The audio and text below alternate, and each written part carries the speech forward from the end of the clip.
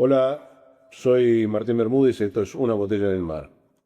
Hace tiempo ya que no publico y quizás esta falta de publicaciones se deba a una sencilla paradoja. Es tanto lo que hay para decir que ya no queda nada por decir.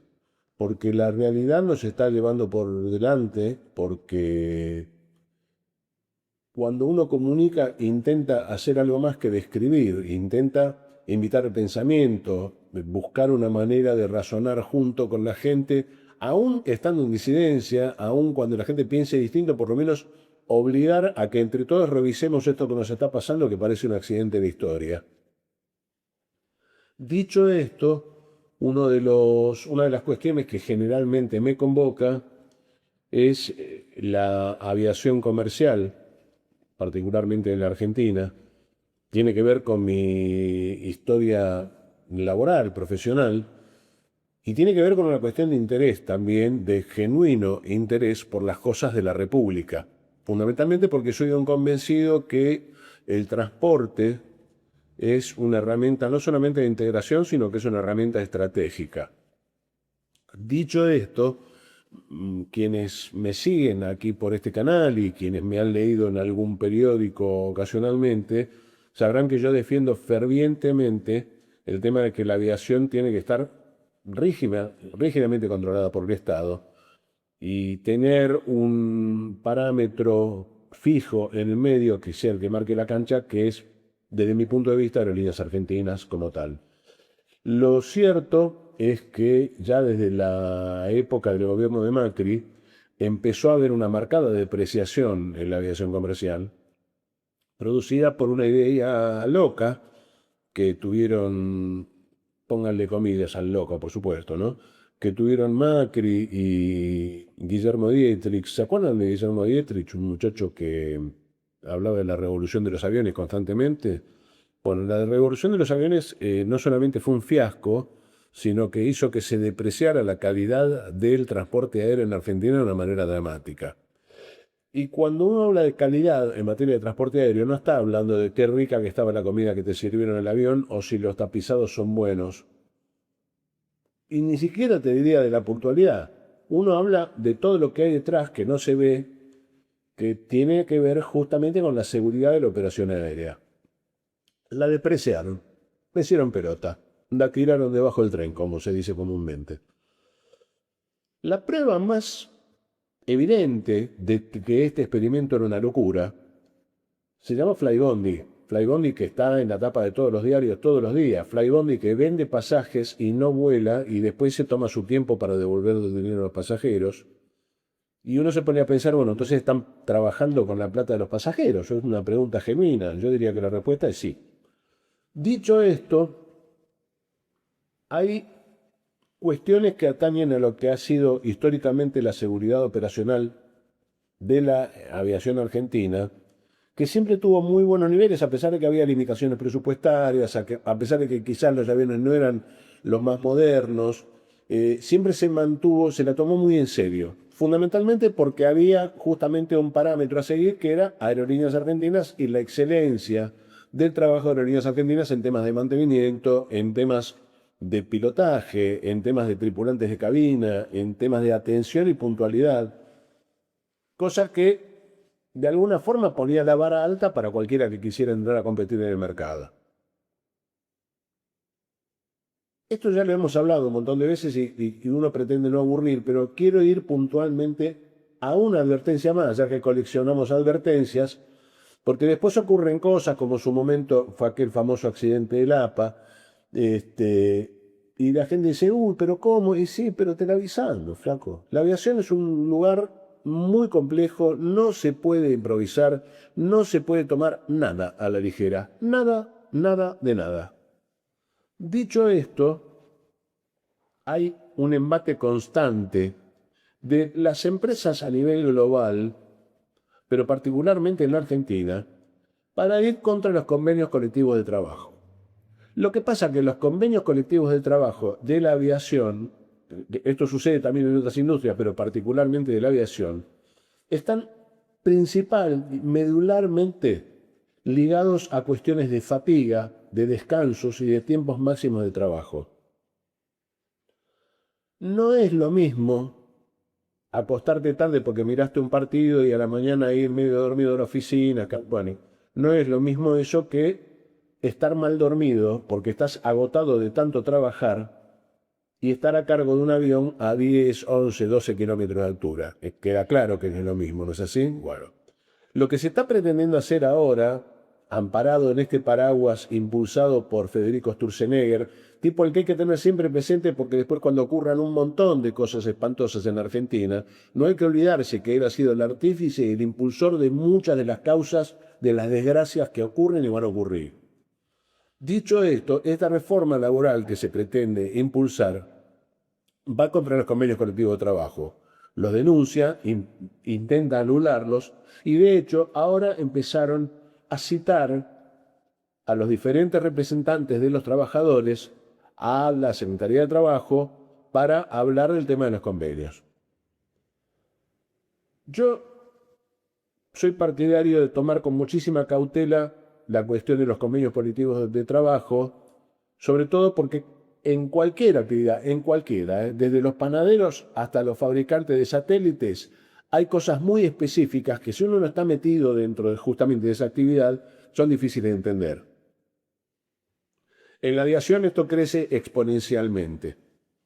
Ahora, ir contra los convenios colectivos de trabajo no es solamente ir porque siempre te lo plantean así, los privilegios que tienen, los privilegios, porque así es inviable, porque no se puede mantener una empresa en esas condiciones. No, muchachos, no jodamos. Acá cuando las cosas se hacen bien, aún con los convenios de trabajo, colectivos de trabajo vigentes, los empresarios ganan plata. Lo que pasa que la lógica de una empresa siempre es una lógica dineraria. O sea, la empresa trata de ganar todo lo que puede y avanzar todo lo que puede sobre las cosas que le permitan tener más ganancias con menos inversión. Dicho esto, hay convenios colectivos de trabajo que, entre otras cosas, exigen cuestiones que tienen que ver con la capacitación, con la formación de los profesionales. Pero en el caso de la aviación, los convenios colectivos de trabajo contienen, de hecho muchas veces se incorporó a los convenios colectivos de trabajo, las normativas de aviación que regulaban los tiempos de trabajo y los tiempos de descanso. Tiempos de trabajo y descanso que incluyen también las vacaciones y algunas licencias especiales. Quienes hemos volado mucho durante muchos años, yo volé durante 3 décadas como tripulante de cabina de pasajeros, sabemos que cualquier modificación que se haga al convenio colectivo de trabajo,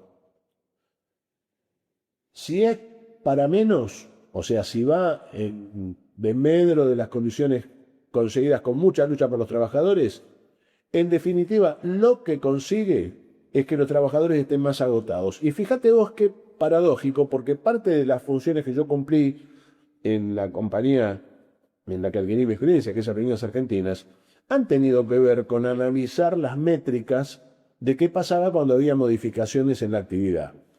Cuando los tripulantes empiezan a volar mucho, mucho, mucho y descansar poco, se enferman más.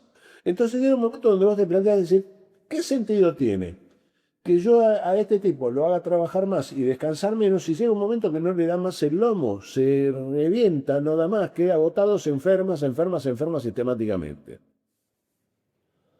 Si a eso le sumás que hay restricciones en cuanto a los tiempos máximos de vuelo, que tienen que ver, entre otras cosas, con algo que probablemente te asombre si nunca lo escuchaste, que es la constante exposición a radiación que tienen los tripulantes cuando están en vuelo.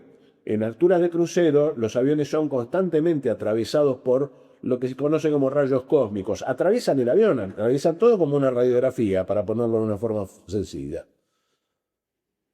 Está más expuesto un tripulante a radiación que un radiólogo, porque el radiólogo de última se pone un delantal cubierto con plomo, trabaja con... El tripulante tiene el uniforme y la capa de aluminio que es el caño del avión, y los rayos lo pasan constantemente. Si vos lo hacés volar más, tiene más exposición a rayos. ¿Sabés cuál es la consecuencia de un tipo más expuesto a rayos? Cáncer, se llama cáncer. Enfermedades oncológicas que tienen una incidencia muy elevada en toda la gente que vuela. A eso le sumas la cantidad de embarazos perdidos y una cantidad de cosas que tienen que ver con la salud y decís, che, pará, tiene que haber una regulación más o menos. Bueno, el tema es muy largo, uno no quiere ponerse enciclopédico, pero todo lo que vino pasando en términos de tiempos máximos de trabajo, tiempos mínimos de descanso, tiempos de vacaciones, licencias, etcétera, etcétera, etcétera, que estaban regulados ya no por los convenios colectivos de trabajo y vacaciones que son reguladas por la reglamentación aeronáutica. Todo eso corre peligro con esta reforma que están proponiendo. Entonces, ¿qué se supone que la gente debería pensar? Porque tranquilamente vos, si fueras cínico, podrías decir, bueno, me importa un pomo. Yo quiero ir del punto A al punto B. Si el tipo labura va, menos, a mí no me importa. Hasta que tenga fatiga. Hasta que esté tan fatigado que empiece a haber una latencia en cuestiones de seguridad. Eso es lo que tenés que tener en cuenta. La explotación tiene que tener una proporción, un límite, una medida justa, porque cuando se avanza demasiado sobre los derechos de los trabajadores, empiezan a ocurrir cosas que vos no tenías previstas. Empiezan a ocurrir accidentes. Incidente de mínima, accidente de máxima. La aviación aprende sobre sus propios errores. Se estudia. Aunque es ingrato, todos los tripulantes, tanto técnicos como tripulantes de cabina, todos los años tienen un estudio recurrente en el que analizan, entre otras cosas, accidentes aéreos que hayan ocurrido en el transcurso de ese año entre una instrucción recurrente y la otra. A veces es espantoso analizar un accidente aéreo, sobre todo para una persona que vive en un avión. Pero ¿crees que te cuente algo? ¿Sabes cuál es la conclusión? Que hay un elevadísimo porcentaje de incidencia de la fatiga en los accidentes que se producen. Fatiga. Lo que nosotros llamamos fatiga es un tipo agotado, no da más. No da más. Descansó poco, trabajó mucho, se fatigó, no da más. Eso es lo que quieren impulsar con esta reforma. Entonces ahora, cuando empieces a ver que los sindicatos publican cosas en referencia a la reforma de los convenios colectivos de trabajo, presta atención, presta mucha atención. Porque en realidad no es solamente la realidad de los tripulantes la que se está jugando. No es solamente avanzar sobre los convenios colectivos de trabajo de los tripulantes o de los técnicos, los mecánicos, los tipos que están tratando de que no haya ninguna piecita suelta, que todo funcione como tiene que funcionar, como un relojito. En un avión no debe haber fallas. De los despachantes, los tipos que tienen que sacar números para ver cuánto combustible necesita un avión, cuál sería el aeropuerto de alternativa si hay un problema en el destino. Es muy finito todo, vos no podés tener un tipo fatigado. Si viene esta reforma, ¿qué va a pasar? Pregúntatelo en serio, ¿eh? Pregúntatelo en serio. Si viene esta reforma, ¿qué va a pasar? Y por otro lado, ¿van a seguir abriendo el juego para dejar que empresas como Flybondi entren en Argentina con condiciones miserables también en términos de descanso y en trabajo? ¿Cuánto estamos esperando para que aparezca una piña? Tenemos tiempo todavía, y levantar la mano y decir, miren, con la aviación no, con la aviación no. Está muy fundamentado esto, lo que parece simplemente un reclamo laboral, es un reclamo que está absolutamente asociado a la lógica y a la seguridad. Cuando escuches hablar de los reclamos de los sindicatos aeronáuticos, pensá que no se están cuidando ellos, te están cuidando a vos. Soy Martín Bermúdez, esto fue Una botella en el mar.